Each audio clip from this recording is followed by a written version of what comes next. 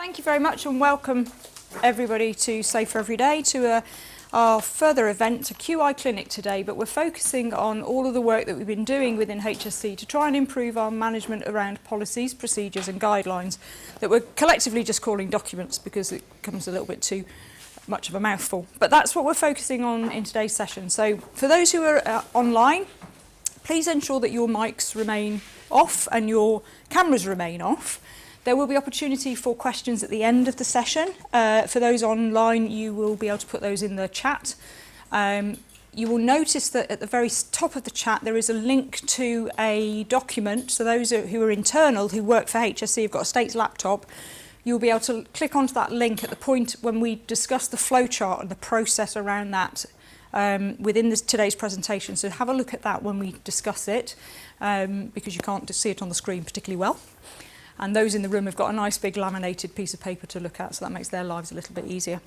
I'm not going to do too much talking today, you'll be pleased to know. I'm going to hand over to my colleagues Jenny and Steve, who are going to talk through all the work that we've done. I will interject at times, because I can't keep my mouth shut, but I'm going to leave them to do most of the presentation. So I'm going to hand over to them right now. Right. Thank you, Vicky. Yeah, let's have a slide. Let's start somewhere. The next one, please. Yeah. Right. Oh, we've got lamination, so can you click down? So, historical policy management for HSC. Well, policies and document management has been a real worry for some time. In-date policies were a big concern. So basically what we want to look at today is how we managed to come to where we've got to now. Just click again, Jenny. So we'll look at the current document management statistics. Jenny will take you through those.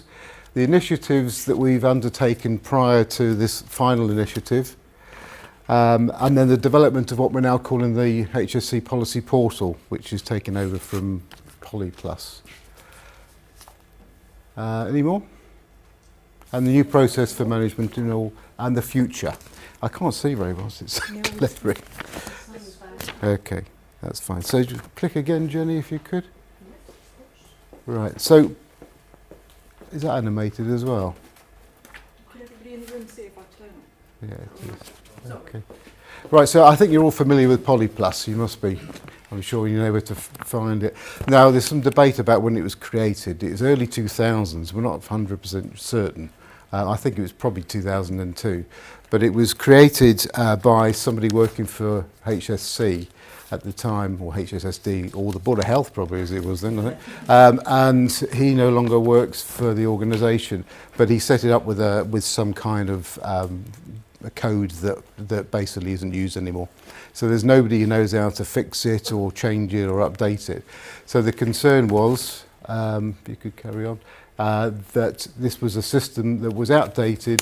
It doesn't provide a document management system, so it just sits there and tells you what it's got inside it, and that's the end of it really. Trying to find documents on it is really difficult. It's not very intuitive. It's Brian O'Connell, who was here for a number of years, worked on it, and he got to a point where if you put certain words in, you could get near to where you wanted to go, but if it didn't understand the word, it wasn't going to happen. And now we're to a point where at any point, if it fails, we can't fix it, and it would just fall over. We did know that was going to be a potential problem when we moved to Edge, Microsoft Edge, because it's supported by Explorer predominantly in PolyPlus. So what happened was that all the documents were moved to a SharePoint site just as a backup, just in case. We didn't know what we could do with them, but that's what occurred. So I think Jenny's now going to tell us about some of the policy and document statistics that were the cause for concern as to where we are now with our new policy portal. Yes, I am. Thank you, Steve. So this slide that we have with statistics to show you tell us how we have been struggling to keep all our policies, all our guidelines and documents, as we are calling it, and Vicky very well highlighted, in date. So since 2019, the number of out-of-date documents, and we are talking about the whole types of documents, has been over 40%. So we have only started to improve these measurements, in March, and we are already seeing, and we were able to see by the end of Q2 this year, that there was a slight improvement because we managed to decrease the 49% that we had in Q1 to 47%. Although it seems to be not that significant percentage that has actually improved, it's still something that shows us that what we're doing might be making the impact, the positive impact that we would expect it to make. This slide shows what the percentage of out-of-date documents is per type of document. So it breaks down what the previous slide was showing. So the biggest concern here is that policies and protocols, which are core to the whole organization, have more than 50% of documents out of date. We still see an improvement there as well, because as you can see, the first bar chart shows what we had in the first quarter of this year. And by the end of the second quarter of 2023, there was again a decrease. Although it might be a small one, but there's around 5% degree on these percentages for all types of documents. Nonetheless, all of them remain out of date over 40%, which is still quite significant. Okay, thanks, Jenny. So finally, solutions. So the organisation has realised for quite a while that our policy management is less than good, and part of that is the way that the whole process is set up. So we had to sort of think deeply as to how we were going to approach this. So we had a very small working group within the quality and patient safety team, a bit of a brainstorm as to how we could approach it. I mean, to be fair, it's not a very exciting topic, policy management. It doesn't really sort of, excite one. I mean, even there's a policy for policy management called 101, and there must be something philosophical about it being called 101, but I can't quite work it out. So we do have everything set up for it, but policy management has never been top of the priorities. And the point is, if we were inspected by CQC, we would probably fail on the basis our policies aren't in date by the numbers Jenny's explained. So we reviewed the current processes.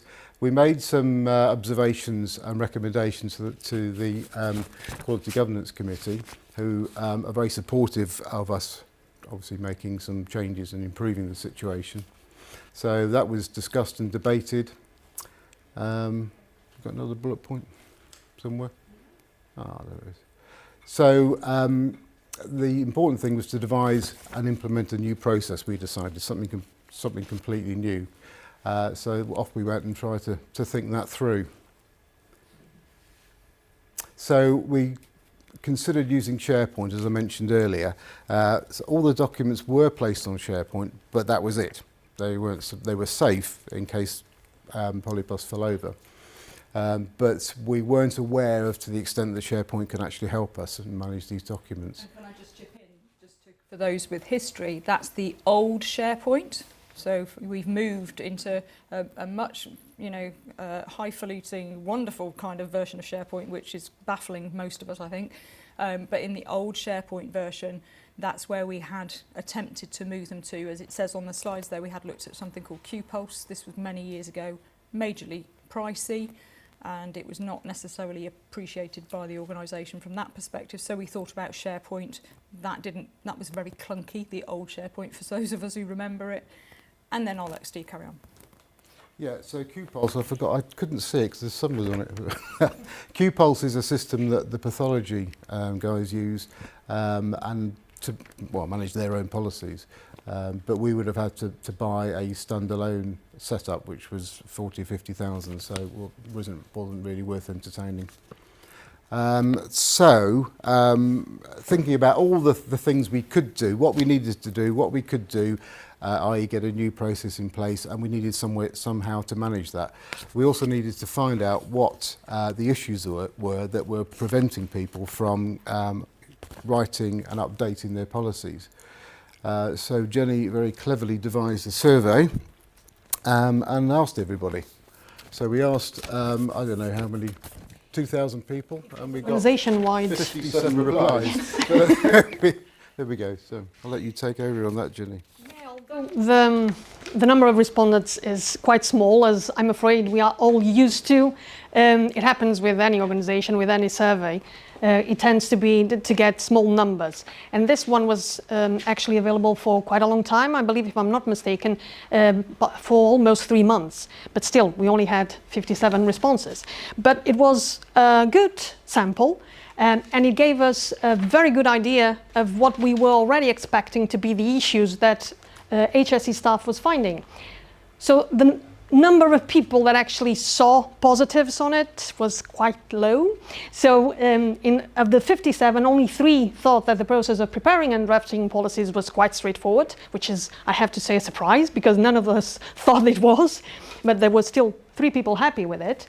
13 of these respondents said that approval went smoothly. Again, a big surprise there, because most of people don't think that. Even if they haven't participated in the survey, that's the word that we get from most staff.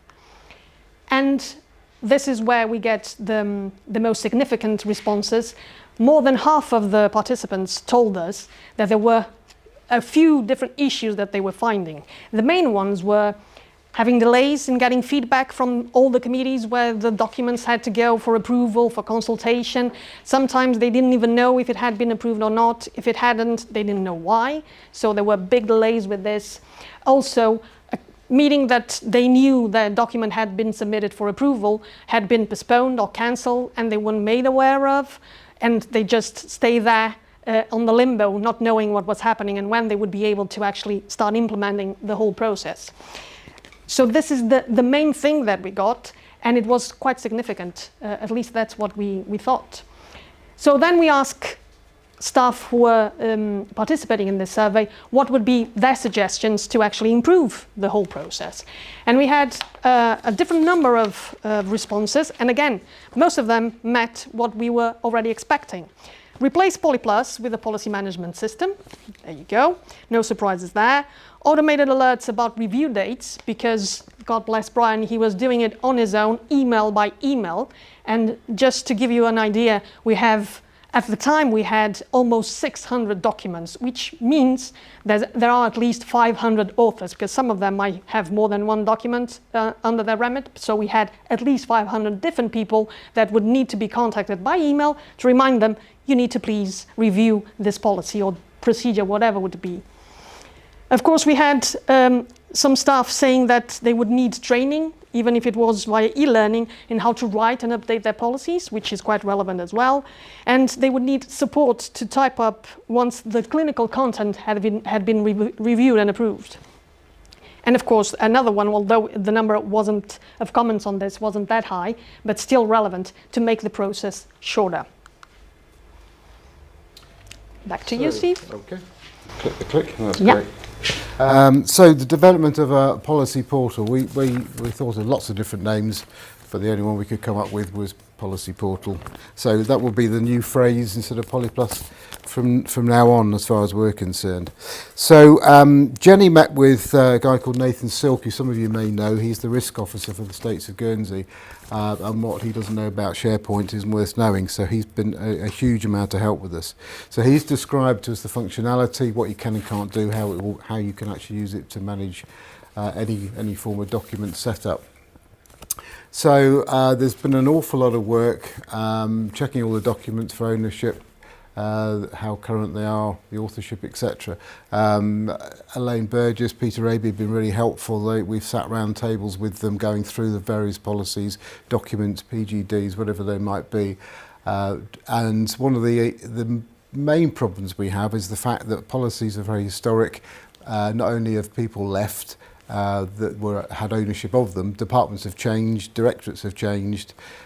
So it was quite interesting just to realign everything to get them back into the right departments and hopefully reduce the number, which I think we've done as well. All documents have now been migrated onto the online SharePoint, and Jenny and Nathan working on the automated functionality. So you will get, or whoever the author will get their reminders, their manager will get their reminders. So we haven't worked out the dates yet, I think, but it would be 6 months, 3 months, 1 month, that type of thing, reminding the manager at the same time. A lot of more responsibility is now, or the responsibility is going to be now on the associate director and their heads of department, and then the authors and team members from there on down. The old style of having one team, one person responsible for all the policies, it obviously hasn't worked. This is now disseminating the responsibility to the organisation itself. So that makes an awful lot of sense, and we're getting a lot of support for this from all the groups. Quality Governance Committee is supportive, CMT, etc. So they're all looking to us to deliver at the minute, so we're hoping that we do, and we can. Yeah. But I have to say there's been an awful lot of work. We've had some assistance as well in going through each policy and assuring that they're aligned to the correct department, and that's taken quite a bit of time, but we hopefully are just about there for that, aren't we? We're closer. Now, Okay. so this last slide that Peter has just, Steve, sorry, has just gone through, doesn't. I don't think that it does describe enough the amount of work, as you may imagine, this all means, and the background work that had to be done for this to be ready for the organization to start using. Nonetheless, the main starting point for this, and where all the main improvement measures come, is the flowchart, this flowchart that you have in front of you, and you may access, as Vicky had already mentioned, online as well. So do have any queries you may have, please do ask us at the end of our presentation. We are happy to clarify, because I won't go into the level of detail that this flowchart presents, but I can briefly tell you that what we mostly focused on was to remove all the steps that were seen as unnecessary. And we are not saying that the process wasn't good before, but we have heard our staff voices. They were saying, just make the process shorter, just get rid of all those steps that we could keep going back and forth and keep chasing people on trying to understand where the documents are, have they been approved or not. So we just tried to remove all of those steps and make it as straightforward as it should be. And we have had the support, as Steve very well mentioned, of the QGC and the Professional Alliance, and the associate directors have taken the accountability that they have regarding this process very well, so they know what their role is, and they have helped us to actually improve this new pathway for the whole documents, HSE documents pathway that needs to be done. And once again, back to you, I think. Oh, yes, it is. Sorry about that. So, to show you, just to give you a bit of taste, there you go, of what the new policy portal looks like. So, and I'm sorry, but I need to turn my back to you now, so I can, or at least slightly to some of you, so I can show you what we now have. So this is what the end users will access. Authors will have this as well, of course, but we'll have a different library, as it is called on SharePoint, to access with the editable versions of all the documents, because that was another step that we are going to remove. Instead of having to come to our team to ask for the editable versions and just keep waiting those emails on our list waiting to be read, all the authors will be able to access the latest version on all their documents and start working on them when they need to do that. And from there, they will be able to link to every consultation party, every approval committee that they need to involve to get their document reviewed and uploaded back to Policy Portal. This is what the end users will see as the PDF version of each single document. That's what our staff needs to access for their practice on a day-to-day basis. Just let me close this. Sorry about that. I'll just say, Jenny, as well. Yeah? A lot of the problems people found were with the consultation section of the whole process, and the notion that you have to consult with everybody for every policy, and that's what causes the problems, because people then, who perhaps don't really have much to do with the policy, identify something and then they delay an email and then they send it to someone. So it just goes on and on. So part of this is to reduce the amount of consultation to the people that you actually need to have consult and answer questions on, and that's down to the author to ask those. The other element of that consultation has been some of the committees that they need to go to. So we've simplified that. And one of the ones we found, which I think it's worth mentioning, that where things got a bit stymied was sometimes around the TAP meeting, the pharmacy meeting, Tina Vogel, the new chief pharmacist, has been really supportive of identifying where we can actually make improvements on that, and whether or not things need to go to that meeting, whether they actually are. It can be agreed without the full agreement of the meeting, whether Tina can just have a look at it herself and make a suggestion or a comment, or any of the pharmacists, in fact. So and that's reflected in several other committees as well. So we're really delighted that people have joined in and made life a lot easier for everybody, aren't we? Yeah, absolutely, and that's actually a very good point, Steve. Thank you for highlighting it, because we have realized that this whole improvement project that we are trying to implement has had a positive impact on how committees were managing their meetings regarding discussions around these documents as well, and TAP has been one of them, because we were made aware that sometimes the document was brought to the meeting and they spent pretty much the whole meeting reading the document and looking at it in detail. That's not the point. So hopefully this will also help streamline how those meetings are being managed and what they need to focus on to help the whole process itself. So this is the introduction to the policy portal itself, which is still under construction, as you are aware. This is not live. It will hopefully be soon. And what you will be able to do, not only, as you can see, it will immediately highlight which documents are in date and the ones that are out of date by coloring it in green and red respectively. But you can also, and this is for anyone to do, because everyone, all HSE staff will be able to do, if you know the reference of your document, you can easily select them by just filtering it by reference. You can do that by filtering by name as well. Since this is Microsoft 365 environment, whatever detail you know about the document, you can actually use the search tool to find it. Sometimes it doesn't work very well, but again, it's Microsoft 365. You might have already tried to find something on Teams and it doesn't always come up as straightforward as we would expect. But we do have these filters which are really good. So one of the things that we see as an improvement comparing to PolyPlus with this system is new staff. Most of the times they don't necessarily know what the title of the document is, let alone the reference of the document. So they would never go using those keywords to actually look for it. But if they know to which department it belongs to, or what is the subject area that it might be, even the document type, they can filter the whole thing. So for instance, if I go here and filter, let's say I want to look at procedures and apply, only the procedures will come up. And if I actually know who the senior responsible officer is, and most of these senior responsible officers, as you would imagine, are the associate directors, so it's quite easy to filter by what directorate you might be looking at. If it's community, if it's acute services, quite easy to do that. But if you actually know who the author or authors are, you can actually narrow down like that.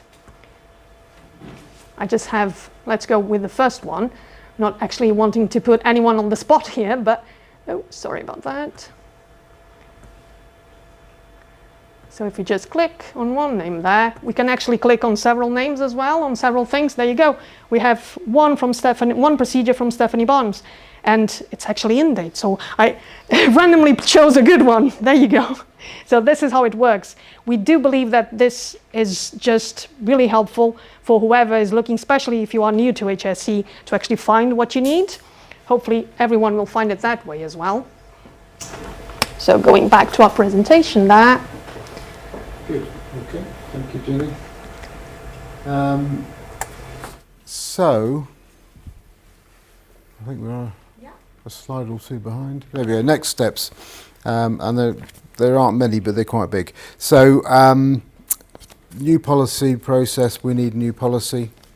So 101 and 101A. So 101 is the policies and procedure policy, and 101A is the management of.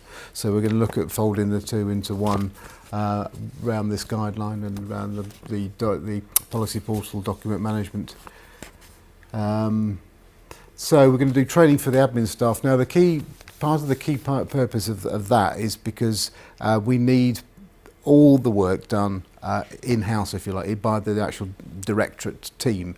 So there are various admin members across the organisation who can do the formatting, who can do the sending out the emails, etc. for the consultation.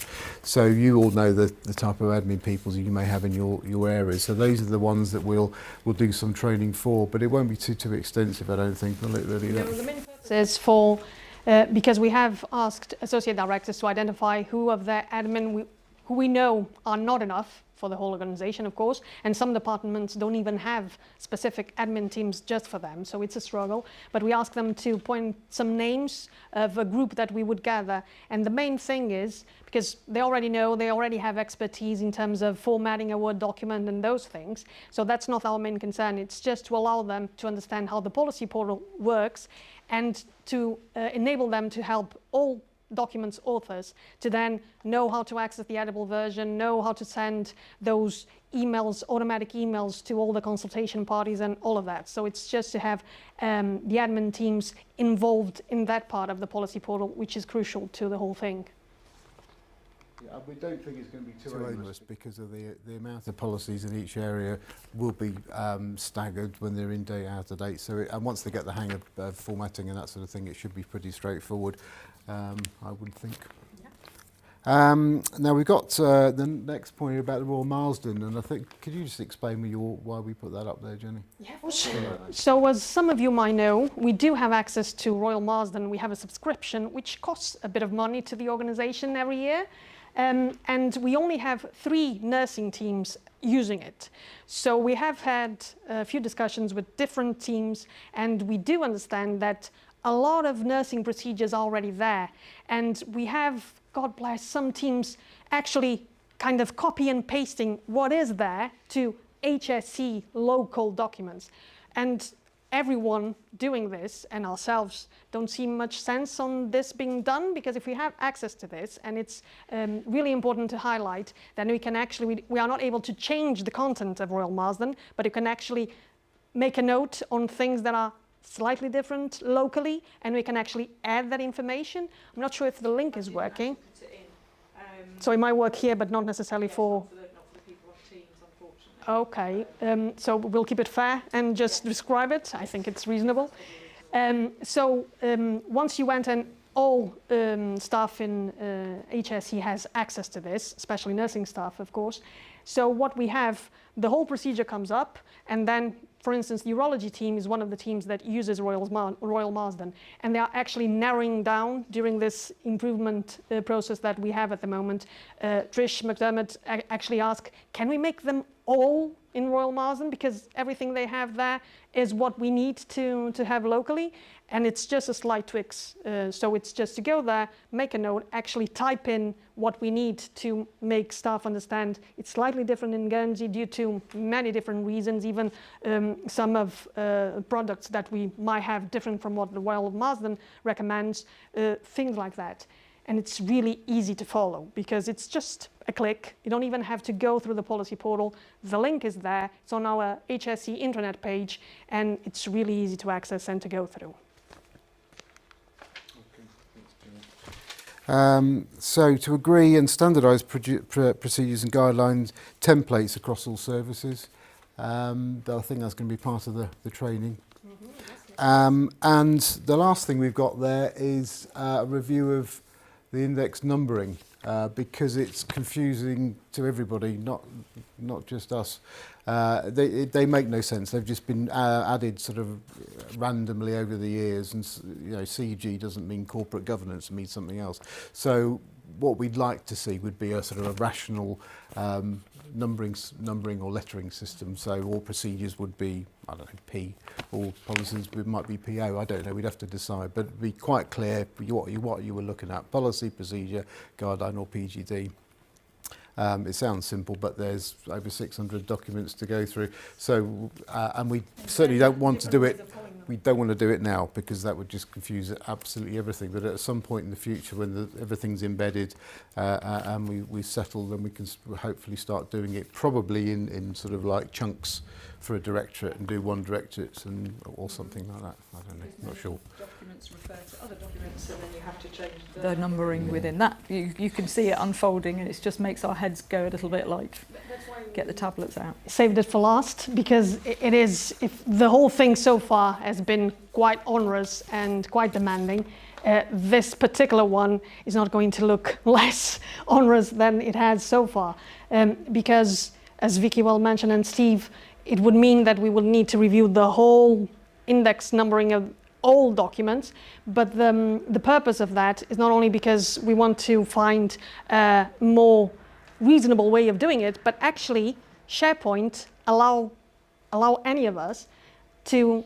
automatically have that number once the core structure is defined, to actually do that automatically. So if anyone needs to submit a new document, SharePoint will do it for us. So we don't need to think, oh, what's the last one? What's the sequential number for this one? Because it does it automatically. The way we have it now, no, we'll need to give that number to the new document. So that's one of the main things that this will give us. But again, yeah, we are not planning to be able to do that in 2 to 3 years' time, I'm afraid. All right, last slide. Yeah. Okay. There we are. Any questions, anybody? For Jenny. I've just got a couple of questions, please. Will the consultation list for each policy be predetermined and which committee it needs to pass through? Is that already set up, and will there be guidance around that? Yes, thank you for that question. It has. So we have asked all the associate directors and whoever would be relevant to that as well. So we ask the chief pharmacist, everyone that would have a say about who is the consultation parties for your documents, for your department's documents, and we have that. We haven't had feedback from everyone yet. That takes a bit of time, we know that, and we actually ask for people to do this in early August. So it was holiday time. We are still waiting for a few responses, but yes, we've done that. And that's what Nathan is helping us with at the moment, setting those lists based on the people that need to be there. So each document linked to each department will have the respective consultation list attached to it. Brilliant. And then new policies, how will that consultation list be? Who will say, so if like now I'm writing a new policy, but who would then determine that? Would that, if we send it to you, would you then? If you as the author already know what department it may belongs to, that's easy to just follow that pathway. If it's an organization-wide thing, because we have those, that makes the process a bit more complicated, but still very easy to sort out, because you as the author, you just need to, like you do with your emails, enter the person's surname, whoever might be. If, for instance, if it's the QGC, that would be the final approval step. Nonetheless, we would have Kim Brown or Carrie Lowe from the business support team. They would be the ones minuting the meetings and all of that. So the process will go through them. It's probably the easiest way of doing it. So if you know who you need to send them to, it's just to click their surname or click the whole name, and the system will tell you, here they are. Do you want to add this person? Yes. And it just goes straight to them. Sounds brilliant. Fingers crossed it will work as we are expecting to. Sorry, Yeah, sorry, Neil, because I had Andrew's hand just after Claire there, sorry. So with a large number being out of date, they're not going to be caught up in the next 2-3 months. Is there going to be a way for staff to be able to view where those are at in process and what the actions with regards to those are? So if we're then particularly considering like scape reviews at the moment, if you're then going, well, I'm looking at this, but it says it's out of date, just so that you know, well, actually I can see that that is now in a consultation period, or this one is we're aware it needs to be reviewed, but at the moment it's not deemed a priority because it's low. So that staff have a greater sort of level of information about those ones that are dormant, so that they can be better informed as to where things are in process. Absolutely. We haven't added that column there to the system yet because that's at the point we are. So what we did at the same time, we sent those emails to everyone to tell us who are the consultation parties and all of that. We also sent emails to all authors that have documents out of date. So you can only imagine the number of emails I had when I got back from leave. So it was simply a nightmare. But yeah, but all worth it because we're getting there. And we had a lot of feedback from the authors themselves, which was highly positive. So you will be able to do that because once we have all that information sorted, we'll add a column there that will tell you what the document status is, if it's draft, if it's in consultation, live, whatever it is. So thank you. Yes. I was going to say, is it for like new starters or people working up wards or whatever, will they be able to put a certain location in and then it'll come up with a list of the policies specific for that location? Absolutely. Yes. Yes, that's another comment. We initially thought let's go with senior responsible officers just to make it easier, even for themselves to actually identify the whole thing. And as Steve has very well mentioned before, we were in doubt of some of the documents because the authors that were there are not even longer in the organization. So there were a few queries and we did have some pushbacks when we tried to send the first emails. No, I'm not in charge of this document anymore. This is not me. So we kind of, okay, let's not put what the department is for now, so we won't have any confusions regarding it. So we're trying to clarify all of that. And once we have that sorted, we'll put it there as well. I have a question here on Teams, but we might need to go directly to Alison about this, but it's worthy of me mentioning. So she's currently working on a policy and almost finished, but who do I access for formatting? And then is it to consultation? Who will this policy need to go out to? So I hope, Alison, you did hear some of the work that we've done. Depending on whether it's a rewrite of a policy, which I think it looks like it probably is, we will probably already know who needs to receive that from a consultation process and should be part of what you're doing as you're working through your policy document. In addition to that, with regards to your administrative support, because you fall under Martin Peacock as Associate Director, I can't remember who he's identified. I'm afraid. Or we have not identified. Technical support services unfortunately don't have a specific admin person that would support them, but I do understand that other associate directors have had conversations on in the terms of potentially have their teams supporting clinical support services. Yeah. So it might be a case of, potentially if in your team, Alison, there is somebody who's got some administrative time and function and skills, that they might be able to help you do the formatting, because this is I think the biggest problem that most clinical staff have, is that's not their expertise and that's what takes their time up. So that might be possible, but equally there might be some benefit in reaching out to the corporate administrative team members to see if they can help, and we'll happily help you with that practically now. So don't worry. Yeah, I think it's worth mentioning that in days gone by, Brian O'Connell did all the formatting for everybody, and meant he didn't do any audit work. So now we want to make sure Jenny and Simon are freed up primarily to do the clinical audit work that they're employed to do across the organisation. So the function really for you guys is going to be putting the policies or the documents onto SharePoint. Make sure that they meet the HSE requirements for that. Yeah. But that will be it. So they're the sort of making sure that the day-to-day functioning of it keeps going, but the actual tasks really fall now to the directorates, which is only right. And I would reiterate, of which I'm saying to people when we get the chance, wherever possible, we are not, the old format around having potentially lots of words, lots of sections, and I don't know about you, but I find that very hard, especially if you're trying to look for something in what might be a state of an emergency. I want to know what I've got to do right now, not read through 6 or 7 pages worth of information to try and determine what that is. So anybody developing pathways, policies, processes, whatever, feel free to do that into flowcharts and have that as the main focus. So that could be at the start of the documentation with your supporting evidence behind it, and that becomes the thing that will inform people when they need it, because we have a hugely important policy on Poly Plus policy portal around safeguarding, but it's 100 and something pages. Now, when the proverbial hitch, you want to be able to know what you've got to do, and I'm not going to read 100 and something pages.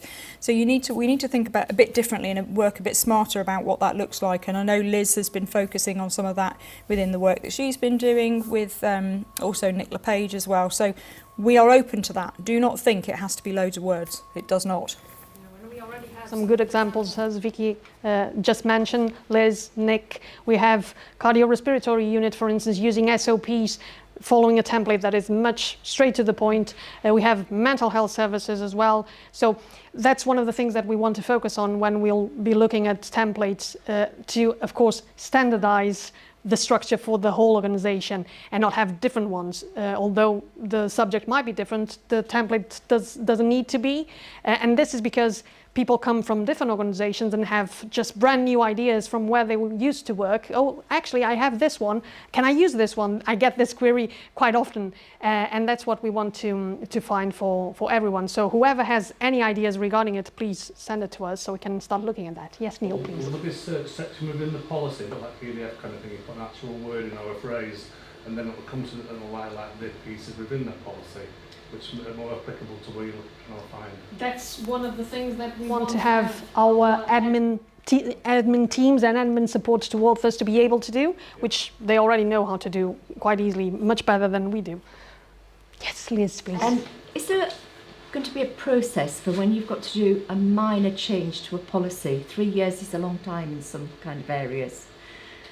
And so what kind of level it is before you've got to actually start the process again?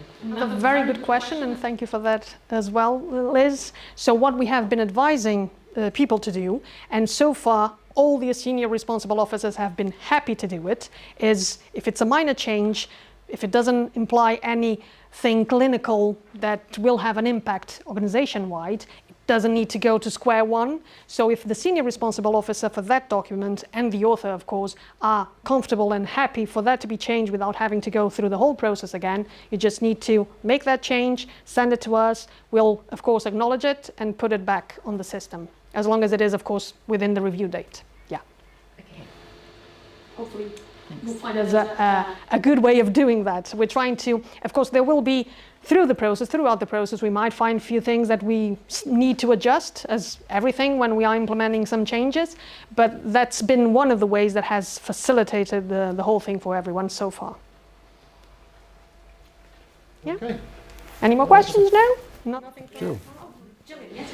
Is there going to be a way of recording it by electronic signatures for people that have read them? At the moment it's a physical form, attached by each. The system is absolutely amazing, and I cannot tell you how it does that. That's Nathan's role on this, and please bear in mind, and that's why we're taking a bit of more time as well, although I keep saying this would potentially be a 1 to 2 years process and project for a IT team to lead on that we're trying to do in less than 9 months. So it's an Herculean task we are trying to do. And we're hoping for all of this to work. And I know that Nathan does this already because he's the one managing the risk register that some of you might already be aware of. And all those functions are in there as well. So the system will do that. We want to make the system to not allow a document to go any further until all those boxes are ticked. And regarding staff acknowledging the document, we haven't sorted that out yet because, of course, that would mean a lot of people, a big list for each of the documents. But it might be, for instance, for a manager to acknowledge that and take the responsibility that the whole team, they might keep the paperwork side of it. And this is just a random idea. We haven't gone that far yet for the staff across the whole organization to acknowledge a specific document that has been, like, for instance, G101. Everyone in HSE will need to acknowledge that they have read that and are now aware how that will work, how policies and procedures will be managed in HSE. So we haven't gone that far yet. We need to understand what the system allows us to do, although I already know that it will allow for the whole many thousands of people that work for HSE to be in there. But we need to understand what that would mean for the authors themselves. We don't want for thousands of emails to come in to tell them, this colleague of yours has acknowledged it, so that's what we're trying to prevent. We need to understand how it would work and make it suitable to anyone. Thank you. Just one more then from online. So policy and procedures are different. Is it okay if they are in the same document?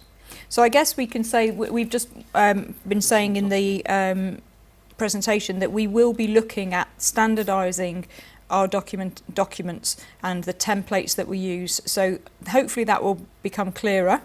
At this present moment in time, we'll happily look at what you've got, Alison, and advise, and hopefully it'll be a positive thing. So going back even to the way we'll be numbering our documents, I would say that yes, it should go that way. So we should have a core policy, and whatever procedure comes under it should be linked to the same document. But then, of course, we have, for instance, G210. If I know it by the reference number, and I'm sure most of you know which one I'm referring to. So it's the safe handling of medicines. It's a big one. We have had, Vicky and I had a meeting with Tina, and come to realize that that huge policy is actually potentially 10 to 20 procedures in it. So if it makes the document that long, might not make much sense. If we are able to narrow it down to, as Neil had queried about, having those links to the document, to the section that whatever you're looking for respects to, great, we'll do that. But we don't want to have 20, 50 plus pages documents, because that doesn't help anyone. So ideally, yes, you should have a policy, and then even from a flow chart, understand which procedures link to it. But if it makes the document too long, we'll probably need to actually have them separated, the procedures separated, although it will always refer back to what the policy is. Hopefully I managed to... We've got a thumbs up, so I'm Good. hoping that's helpful. Okay, Yes, I think so. I think so. Questions? So is there a tentative launch date? Oh, yeah. Yes, there is. We don't want to share it yet because we don't want to jinx it. So it's very much around that now. And of course, as I said, this at the moment relies on the expertise that Nathan has to actually help us do this. The biggest chunk has been done. We have everyone in the organization who are involved in this actually working and paying attention to this. So we think we are at a very, very good momentum, and people are committed to make this work and achieve the whole goal, because please bear in mind, this is not the quality and patient safety goal only, it's HSE goal, because we should not have those numbers. And I forgot to mention something.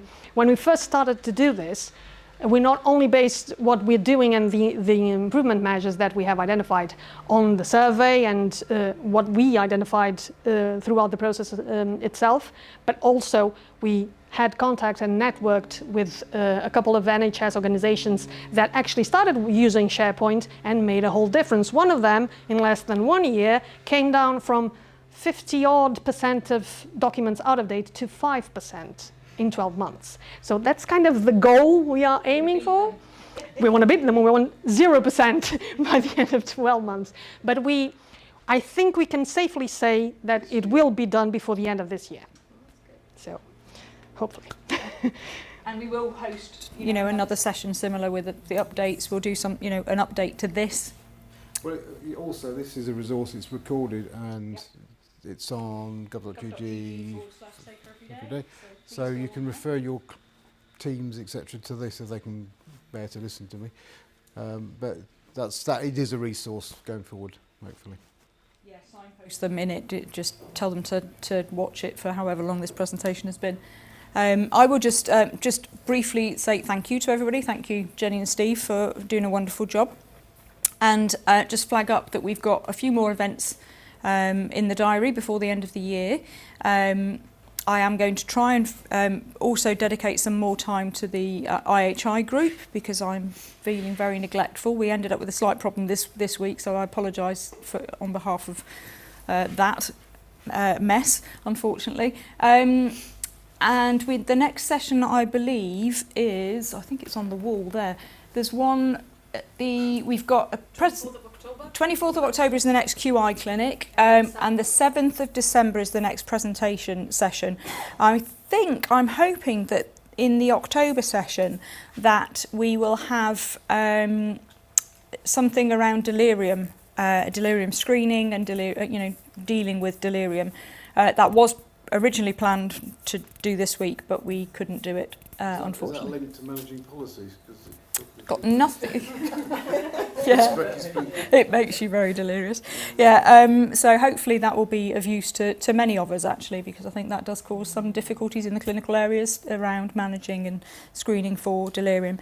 So yeah, do watch out for that. And the December session, and it is a QI clinic, is going to be an opportunity for some training, and there's going to be some case studies. So it probably won't be recorded, unfortunately, because I'm getting this support from one of our insurers or our indemnity providers, and that's great. So hopefully it's going to be really worthwhile. So I really do encourage you to come in person to that event, because the likelihood of being able to really host and share cases is a little bit more limiting. I might be able to record it, and I might be able to store a record of that internally, but I might not be able to put it on gov.gg, which is accessible to everybody. So I'm going to sort of explore that a little bit with Ollie, who helps us with all of the recording, and see what that might look like. So that was just a plug for the December one. I know it's December, we're always, it gets a bit tight round there, but I really do recommend you coming along and sort of prioritising that if you can, because I think it'll be a well worthwhile session. Yeah. Okay, thank you very much, thanks, everybody. Thank you to everybody on Teams, and yeah, see you all soon. See you soon.